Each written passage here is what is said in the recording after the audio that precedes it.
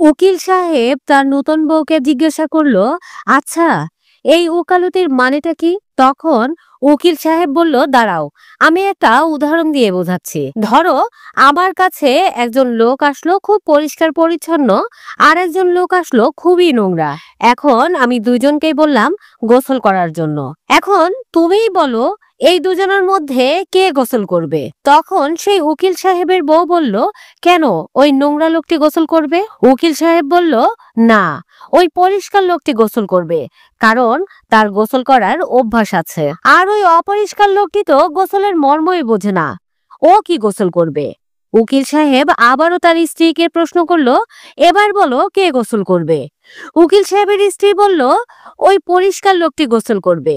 উকিল সাহেব বলল, না, ওই নোংরা লোকটি গোসল করবে, কারণ তার গোসল করার প্রয়োজন আছে, আর পরিষ্কার লোকটির গোসল করার কোনো প্রয়োজন নেই। এরপর উকিল সাহেব আবার প্রশ্ন করলো, এবার বলো, কে গোসল করবে? তখন উকিল সাহেবের স্ত্রী বলল, ওই নোংরা লোকটি গোসল করবে। উকিল সাহেব বলল, না, দুজনেই গোসল করবে, কেননা নোংরা লোকটি গোসল করার প্রয়োজন ছিল, আর পরিষ্কার লোকটির গোসল করার অভ্যাস আছে, তাই দুজনেই গোসল করবে। উকিল সাহেব আবার বলল, এখন বলো, কে গোসল করবে? তখন উকিল সাহেবের স্ত্রী বলল, দুজনেই গোসল করবে। তখন উকিল সাহেব বলল, না, দুজনের একজনও গোসল করবে না, কারণ নোংরা লোকটির গোসল করার অভ্যাস নাই, আর পরিষ্কার লোকটি গোসল করার দরকার নাই। এবার বলো, কে গোসল করবে? তখন তার স্ত্রী বলল, আমি মাফ চাই, এখন তুমিই বলো, কে গোসল করবে?